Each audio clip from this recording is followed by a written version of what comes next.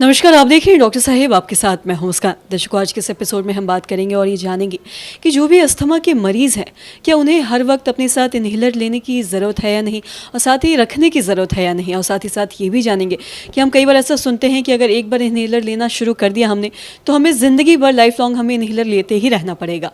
इसमें कितनी सच्चाई है, इसे भी खास बातचीत करने के लिए आज हमारे साथ मौजूद है डॉक्टर दीपेंद्र कुमार राय। आपको बता दें दर्शकों कि बिहार के जाने माने पल्मनरी के विशेषज्ञ हैं, और साथ ही साथ आपको बता दें कि प्रोफेसर एंड हेड हैं पल्मनरी डिपार्टमेंट एम्स पटना में। सर नमस्कार, बहुत बहुत स्वागत है आपका। नमस्कार सर, आपसे जानना चाहेंगे, हम अगर अस्थमा की बात करें तो हम अक्सर ऐसा सुनते हैं कि अगर एक बार किसी को अस्थमा हो जाता है तो उसे अस्थमा लाइफ लॉन्ग लेना पड़ेगा, मतलब उसे इन्हेलर लाइफ लॉन्ग लेना पड़ेगा। और साथ ही साथ कि अगर वो कहीं बाहर जाते हैं या कहीं घूमने जाते हैं या फिर अगर वो मतलब जॉगिंग करते हैं या कहीं जिम में भी जाते हैं, तो क्या उन्हें हमेशा हर वक्त अपने साथ इन्हेलर रखने की ज़रूरत है? देखिए, अस्थमा बहुत इंपॉर्टेंट है समझने की। अस्थमा बीमारी जो है एक क्रोनिक बीमारी है, और जिस तरह अदर क्रोनिक बीमारी होती है जैसे डायबिटीज और हाइपरटेंशन, बीपी की बीमारी, ये सब बीमारियाँ क्योर नहीं होता, ख़त्म नहीं किया जा सकता है। वो आपको एक बार अगर डायग्नोसिस बनती हो तो लाइफ लॉन्ग आपके साथ वो बीमारी जुड़ी रहेगी। और जिस तरह बीपी की बीमारी या डायबिटीज़ के मरीज जो होते हैं, वो मेडिकेशन हमेशा हमेशा मतलब डेली लेते हैं, मतलब ऐसा नहीं कि बीच में गैप कर दिए 2-3 दिन। उसी तरह अस्थमा के मरीज को भी है कि इनकी दवा जो मेन दवा है वो इन्हेलर है, तो इनको रेगुलर लेना है, लाइफ लॉन्ग लेना है। ऑफकोर्स इसका डोज जो है बहुत सिम्टम कंट्रोल हो जाता है तो इसको डोज को घटा सकते हैं, और बहुत रेयरली होता है कि इन्हेलर कभी कभी बंद भी हम कर सकते हैं। लेकिन बहुत सारे मरीज क्या होता है कि तकलीफ़ कम होती है और अपने आप बंद कर देते हैं। तो तकलीफ़ कम नहीं होना इसका ये मतलब नहीं है कि उनकी बीमारी से अस्थमा ख़त्म हो गया, तो इस चीज़ को ध्यान रखना है।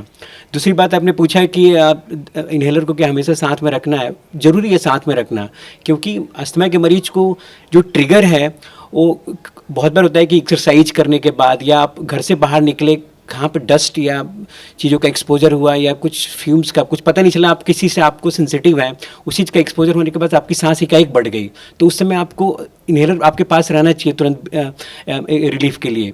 तो ये चीज़ें इन्हेलर आपको हमेशा साथ में रखना है और लाइफ लॉन्ग लेना है। इसकी डोज जो है डॉक्टर की निगरानी में धीरे धीरे डोज खुद डॉक्टर घटाते हैं, और बहुत रेयरली केस में बंद होता है।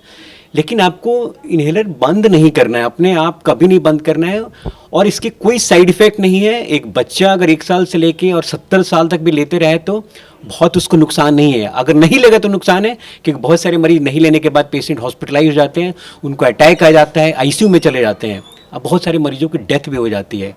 तो एक सिंपल सा इन्हेलर आपको बहुत फ़ायदेमंद है, क्योंकि आपको सिंपल सांस की नली में जाके ये दवा पहुंचती है। आपको इंजेक्शन लेने की ज़रूरत नहीं है, टैबलेट लेने की ज़रूरत नहीं है, जो हर जगह आपको शरीर में पहुंचे, और जहाँ पे सांस की ज़रूरत है वहाँ पे कम पहुंचे।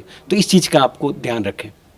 और साथ ही अगर हम बात करें अस्थमा की, तो हम अक्सर ऐसा कई बार देखते हैं कि किसी किसी लोगों को एलर्जी भी होता है चीज़ों से। कई बार लोग देखते हैं कि अस्थमा के मरीज एसी में नहीं बैठ पाते हैं, या फिर अगर कहीं बाहर जाते हैं धूल धक्कर की वजह से उन्हें एकदम से ज़्यादा उन्हें सांस लेने में दिक्कत होने लगती है। तो क्या जो भी अस्थमा के मरीज़ है, सबका जो ट्रिगर पॉइंट वो क्या अलग अलग होता है, या फिर कुछ आम चीज़ें हैं जिनकी वजह से लोगों को दिक्कत होती है?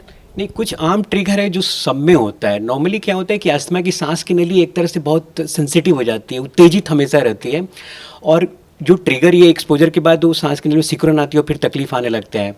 ये simple trigger like generally temperature change या डस्ट, बाहर इतना पॉल्यूशन में आप जाके घूम रहे हैं किसी बिजी एरिया, सिटी एरिया में जहाँ पे बहुत सारी व्हीकल्स हैं, या इंडस्ट्री एरिया में, तो वहाँ पे मैक्सिमम जो अस्थमा के मरीज है उसको सबकी मैंने तकलीफ़ें बढ़ जाती है। आप अगर यहाँ पे पटना में या दिल्ली में जहाँ पे बहुत ज़्यादा पॉल्यूशन है, वहाँ पे अगर बाहर आउटडोर वर्क आपका जाता है तो जनरली मरीज जो बहुत परेशान रहते हैं और उनका डोज का रिक्वायरमेंट ज़्यादा रहता है। स्पेशली वायरल इन्फेक्शन कभी कभी हो जाता है, सर्दी जुकाम, जैसे ठंड में हो गया कि सर्दी जुकाम हो गया, उसके बाद भी अस्थमा, वो भी इन्फेक्शन ट्रिगर का काम करते हैं और अस्थमा के सिम्टम बढ़ जाते हैं। सर, बहुत बहुत शुक्रिया तमाम जानकारी देने के लिए। तो आशा करते हैं दर्शकों कि जो तमाम जानकारी है आपके लिए लाभदायक रही हो। आप भी ये समझ पाए होंगे कि अगर जो भी अस्थमा के मरीज़ हैं, क्या उन्हें ज़िंदगी भर इन्हेलर लेते रहना होगा या नहीं। और साथ ही साथ हमने ये भी जाना कि कई बार हम ऐसा देखते हैं कि कई बार लोग बाहर जाते हैं या कहीं भी जाते हैं तो अपना इन्हेलर छूट जाता है किसी कारणवश। तो जैसा कि डॉक्टर साहब ने बताया कि इन्हेलर हमेशा अपने साथ रखना है, क्योंकि आप कब आपको सांस लेने में दिक्कत होने लगे आप समझ नहीं पाएंगे। तो आशा करते हैं दर्शकों की ये जो तमाम जानकारी है आपके लिए लाभदायक रही हो। तो आज के इस वीडियो में इतना ही। अगर आपने अब तक हमारे चैनल को सब्सक्राइब नहीं किया तो तुरंत कर ले, साथ ही हमारे फेसबुक पेज को लाइक करें। तो देखने के लिए आपका धन्यवाद।